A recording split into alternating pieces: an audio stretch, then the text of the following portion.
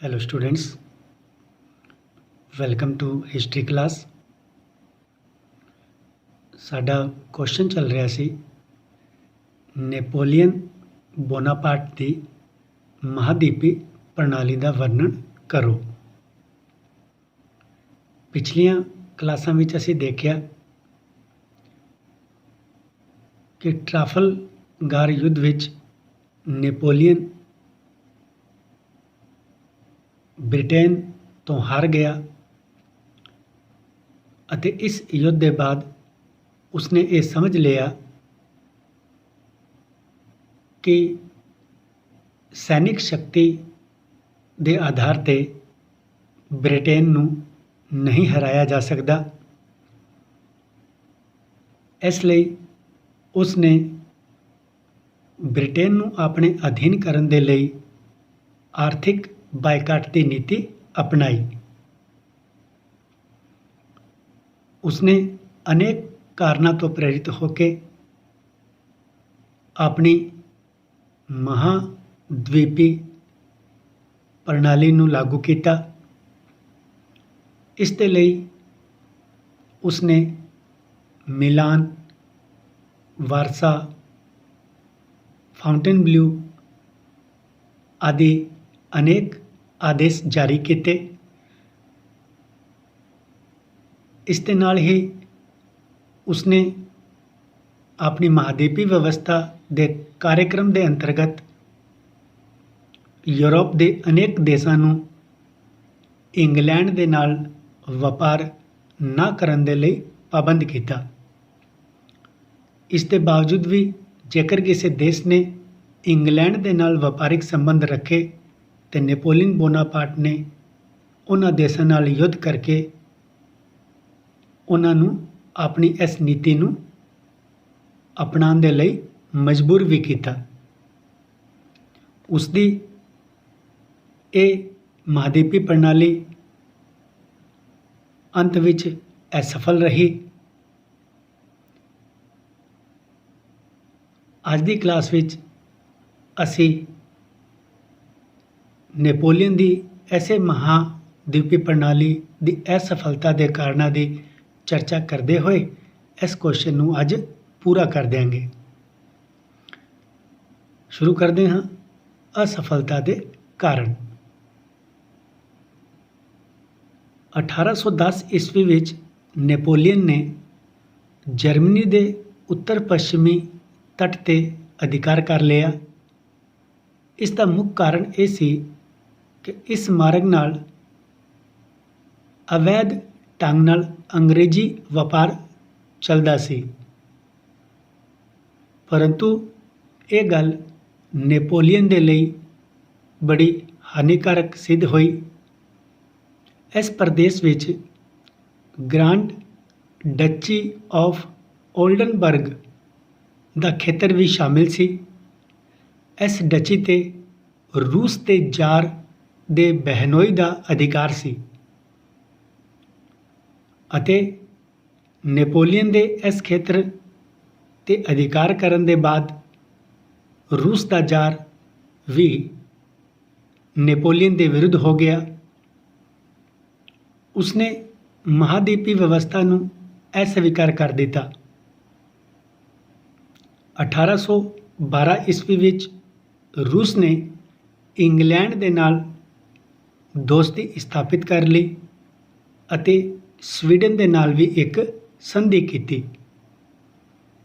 ਇਸ ਸੰਧੀ ਦੇ ਅਨੁਸਾਰ ਸਵੀਡਨ ਨੇ ਨੈਪੋਲੀਅਨ ਦੀ ਨੀਤੀ ਨਾ ਅਪਣਾਉਣ ਦਾ ਫੈਸਲਾ ਲਿਆ।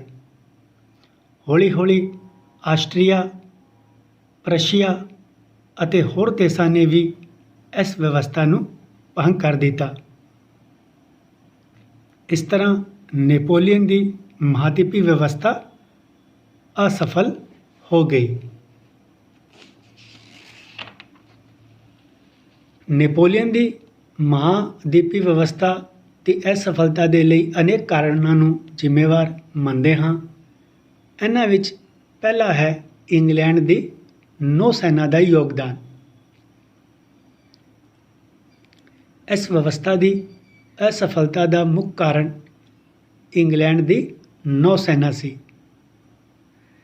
ਇਸ ਸੈਨਾ ਨੇ ਜਿੱਥੇ ਨੈਪੋਲੀਅਨ ਨੂੰ ਨੀਲ ਅਤੇ ਟ੍ਰਾਫਲਗਾਰ ਜਿਹੋ ਜਿਹੀ ਸਮੁੰਦਰੀ ਲੜਾਈਆਂ ਵਿੱਚ ਬੁਰੀ ਤਰ੍ਹਾਂ ਪਛਾੜਿਆ ਸੀ, ਉੱਥੇ ਹੀ ਨੈਪੋਲੀਅਨ ਨੂੰ ਆਪਣੇ ਨਿਰਦੇਸ਼ਾਂ ਨੂੰ ਲਾਗੂ ਕਰਨ ਦੇ ਵਿੱਚ ਵੀ ਅਸਫਲਤਾ ਦਿੱਤੀ ਸੀ।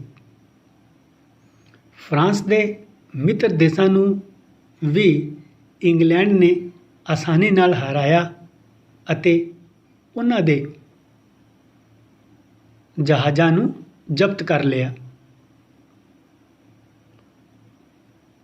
ਸਿੱਟੇ ਵਜੋਂ ਹੌਲੀ-ਹੌਲੀ ਨੈਪੋਲੀਅਨ ਦੇ ਸਾਰੇ ਮਿੱਤਰ ਦੇਸ਼ ਉਸ ਦਾ ਸਾਥ ਛੱਡ ਕੇ ਇੰਗਲੈਂਡ ਦੇ ਨਾਲ ਜਾ ਮਿਲੇ।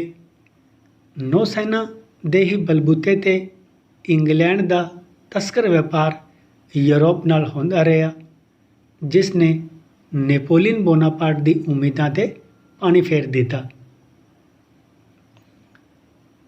ਅਗਲਾ ਕਾਰਨ ਹੈ ਜ਼ਰੂਰੀ ਵਸਤੂਆਂ ਦਾ ਯੂਰਪ ਵਿੱਚ ਅਭਾਵ।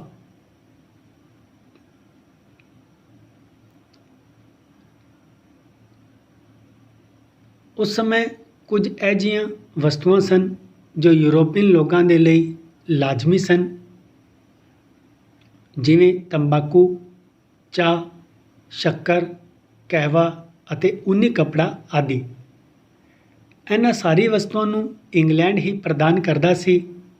ਯੂਰਪ ਦੇ ਦੇਸ਼ਾਂ ਵਿੱਚ ਕੌਫੀ ਦੀ ਜਗ੍ਹਾ ਚਿਕੋਰੀ, ਗੰਨੇ ਦੇ ਸਥਾਨ 'ਤੇ ਚੁਕੰਦਰ ਅਤੇ ਵਿਦੇਸ਼ੀ ਤੰਬਾਕੂ ਦੀ ਜਗ੍ਹਾ ਦੇਸੀ ਤੰਬਾਕੂ ਦਾ ਪ੍ਰਯੋਗ ਹੋਣ ਲੱਗ ਪਿਆ ਸੀ, ਪਰੰਤੂ ਉਹਨਾਂ ਨੂੰ ਚਮੜਾ ਅਤੇ ਊਨੀ ਕੱਪੜਾ ਆਦਿ ਵਸਤੂਆਂ ਦੇ ਲਈ ਇੰਗਲੈਂਡ 'ਤੇ ਨਿਰਭਰ ਰਹਿਣਾ ਪਿਆ।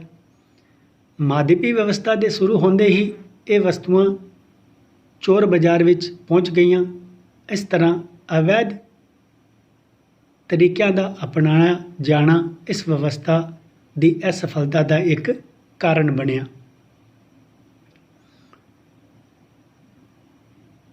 ਤੀਜਾ ਕਾਰਨ ਹੈ ਨੈਪੋਲੀਅਨ ਨੂੰ ਪੂਰਾ ਸਹਿਯੋਗ ਪ੍ਰਾਪਤ ਨਾ ਹੋਣਾ।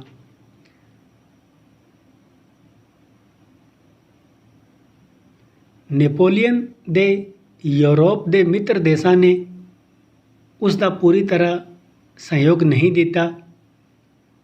ਜਿਨ੍ਹਾਂ ਨੇ ਕੁਝ ਸਹਿਯੋਗ ਦਿੱਤਾ ਵੀ ਉਹ ਡਰ ਦੇ ਮਾਰੇ ਹੀ ਆਪਣਾ ਸਹਿਯੋਗ ਦੇ ਰਹੇ ਸਨ, ਕਿੰਤੂ ਨੈਪੋਲੀਅਨ ਜ਼ਿਆਦਾ ਦੇਰ ਤੱਕ ਇਹਨਾਂ ਦੇਸ਼ਾਂ ਨੂੰ ਡਰਾ ਕੇ ਰੱਖਣ ਵਿੱਚ ਅਸਮਰਥ ਸੀ ਅਤੇ ਫਰਾਂਸ ਦੇ ਅਨੇਕ ਮਿੱਤਰ ਦੇਸ਼ ਉਸ ਦਾ ਸਾਥ ਛੱਡ ਕੇ ਚਲੇ ਗਏ।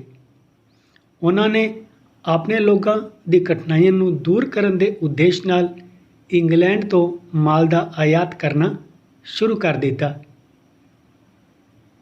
ਨੈਪੋਲੀਅਨ ਦੇ ਆਪਣੇ ਸਾਧਨ ਵੀ ਘੱਟ ਹੁੰਦੇ ਜਾ ਰਹੇ ਸਨ, ਜਿਸ ਦੇ ਨਾਲ ਉਹ ਆਪਣੀ ਇਸ ਯੋਜਨਾ ਨੂੰ ਸਫਲ ਨਾ ਬਣਾ ਸਕਿਆ। ਅਗਲਾ ਕਾਰਨ ਹੈ ਪੋਪ ਨਾਲ ਦੁਸ਼ਮਣੀ। ਪੋਪ ਨੂੰ ਜਦੋਂ ਆਪਣੇ ਰਾਜ ਦੀ ਬੰਦਰਗਾਹਾਂ ਨੂੰ ਅੰਗਰੇਜ਼ੀ ਜਹਾਜ਼ਾਂ ਦੇ ਲਈ ਬੰਦ ਕਰਨ ਦੇ ਲਈ ਕਿਹਾ ਗਿਆ ਤੇ ਉਸ ਨੇ ਆਨਾਕਾਨੀ ਕੀਤੀ। ਇਸ ਤੋਂ ਗੁੱਸਾ ਹੋ ਕੇ ਨੈਪੋਲੀਅਨ ਨੇ ਉਸ ਨੂੰ ਬੰਦੀ ਬਣਾਇਆ ਅਤੇ ਉਸ ਦੇ ਪ੍ਰਦੇਸ਼ ਨੂੰ ਖੋਹ ਲਿਆ। ਪੋਪ ਨੇ ਵੀ ਉਸ ਦਾ ਧਰਮ ਤੋਂ ਬਾਈਕਾਟ ਕਰ ਦਿੱਤਾ ਅਤੇ ਕੈਥੋਲਿਕ ਸੰਸਾਰ ਨੂੰ ਨੈਪੋਲੀਅਨ ਦੇ ਵਿਰੁੱਧ ਭੜਕਾਇਆ। ਸਿੱਟੇ ਵਜੋਂ ਨੈਪੋਲੀਅਨ ਫਰਾਂਸ ਅਤੇ ਯੂਰਪ ਵਿੱਚ ਕੈਥੋਲਿਕ ਅਨੁਯਾਈਆਂ ਦੀ ਸਹਾਨੁਭੂਤੀ ਖੋ ਬੈਠਾ। ਇਸ ਤਰ੍ਹਾਂ ਇਸ ਝਗੜੇ ਨੇ ਨੈਪੋਲੀਅਨ ਨੂੰ ਬਦਨਾਮ ਕਰਕੇ ਉਸ ਦੇ ਦੁਸ਼ਮਣਾਂ ਦੀ ਸੰਖਿਆ ਨੂੰ ਵਧਾ ਦਿੱਤਾ ਸੀ। ਅਗਲਾ ਕਾਰਨ ਹੈ ਨੈਪੋਲੀਅਨ ਦੀ ਆਪਣੀਆਂ ਗਲਤੀਆਂ। ਵਪਾਰਿਕ ਨਾਕਾਬੰਦੀ ਵਿੱਚ ਫਰਾਂਸ ਨੇ ਬ੍ਰਿਟੇਨ ਨੂੰ ਖਾਣ ਵਾਲੀ ਸਾਮੱਗਰੀ ਭੇਜਣ 'ਤੇ ਕੋਈ ਰੋਕ ਨਹੀਂ ਲਾਈ ਸੀ। ਜੇਕਰ ਫਰਾਂਸ ਖਾਣ ਵਾਲੀ ਵਸਤੂਆਂ ਵੇਚਣਾ ਬੰਦ ਕਰ ਦਿੰਦਾ ਤਾਂ ਸ਼ਾਇਦ ਇੰਗਲੈਂਡ ਕਿਸੇ ਤਰ੍ਹਾਂ ਸੰਧੀ ਕਰਨ ਨੂੰ ਤਿਆਰ ਹੋ ਜਾਂਦਾ, ਪਰੰਤੂ ਨੈਪੋਲੀਅਨ ਨੇ ਖੁਦ 1810 ਈਸਵੀ ਵਿੱਚ ਇੰਗਲੈਂਡ ਤੋਂ ਫਰਾਂਸ ਅਤੇ ਦੂਜੇ ਦੇਸ਼ਾਂ ਤੋਂ ਖਾਣ ਵਾਲੀਆਂ ਵਸਤੂਆਂ ਭੇਜਣ ਦੀ ਆਗਿਆ ਦੇ ਦਿੱਤੀ। ਇਸ ਦਾ ਕਾਰਨ ਇਹ ਸੀ ਕਿ ਨੈਪੋਲੀਅਨ ਨੂੰ ਆਪਣੀ ਵਿੱਤੀ ਅਤੇ ਸੈਨਿਕ ਜ਼ਰੂਰਤਾਂ ਨੂੰ ਪੂਰਾ ਕਰਨ ਦੇ ਲਈ ਧਨ ਦੀ ਬਹੁਤ ਲੋੜ ਸੀ। ਇਸ ਤਰ੍ਹਾਂ ਸੱਚ ਤਾਂ ਇਹ ਹੈ ਕਿ ਮਹਾਦੀਪੀ ਵਿਵਸਥਾ ਦੇ ਕਾਰਨ ਨੈਪੋਲੀਅਨ ਨੇ ਅਨੇਕ ਕਠਿਨਾਈਆਂ ਨੂੰ ਮੋਲ ਲੈ ਲਿਆ ਸੀ।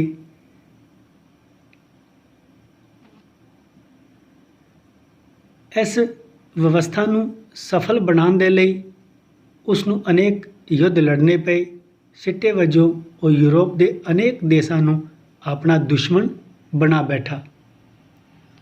ਇਸ ਤੋਂ ਇਲਾਵਾ ਇਹਨਾਂ ਯੁੱਧਾਂ ਵਿੱਚ ਫਰਾਂਸ ਨੂੰ ਧਨ ਦਾ ਵੀ ਬਹੁਤ ਨੁਕਸਾਨ ਹੋਇਆ। ਨੈਪੋਲੀਅਨ ਦੀ ਐਸੀ ਨੀਤੀ ਦੇ ਕਾਰਨ ਯੂਰੋਪੀਅਨ ਦੇਸ਼ ਇਕੱਠੇ ਹੋ ਗਏ ਅਤੇ ਉਹਨਾਂ ਨੇ ਗੁੱਟ ਬਣਾ ਲਿਆ। ਇਹੀ ਗੁੱਟ ਨੈਪੋਲੀਅਨ ਦੇ ਪਤਨ ਦੇ ਲਈ ਮੁੱਖ ਕਾਰਨ ਸਿੱਧ ਹੋਇਆ। ਸਟੂਡੈਂਟਸ, ਇਹ ਸਨ ਮਹਾਦੀਪੀ ਪ੍ਰਣਾਲੀ ਦੀ ਅਸਫਲਤਾ ਦੇ ਕਾਰਨ। ਇਸ ਦੇ ਨਾਲ ਹੀ ਸਾਡਾ ਇਹ ਕੁਐਸਚਨ ਪੂਰਾ ਹੋਇਆ। ਅਗਲੇ ਕੁਐਸਚਨ ਦੇ ਨਾਲ ਅਗਲੀ ਕਲਾਸ ਵਿੱਚ ਫਿਰ ਮਿਲਾਂਗੇ। ਉਦੋਂ ਤੱਕ ਦੇ ਲਈ ਬਹੁਤ ਬਹੁਤ ਧੰਨਵਾਦ।